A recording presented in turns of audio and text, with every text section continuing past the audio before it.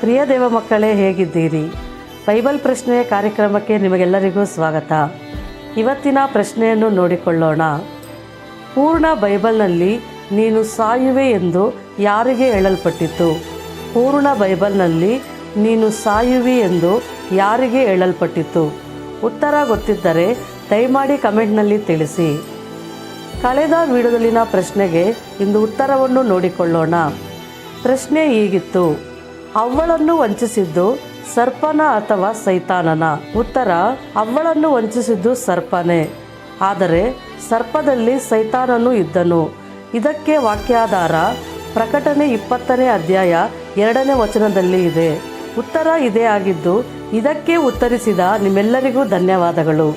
ಮುಂದಿನ ವಿಡಿಯೋದಲ್ಲಿ ಮತ್ತೊಂದು ಪ್ರಶ್ನೆಯೊಂದಿಗೆ ಭೇಟಿಯಾಗೋಣ. ಅಲ್ಲಿಯವರೆಗೂ ದೇವರ ಕೃಪೆಯು ನಿಮ್ಮೊಂದಿಗಿರಲಿ. ಆಮೇನ್.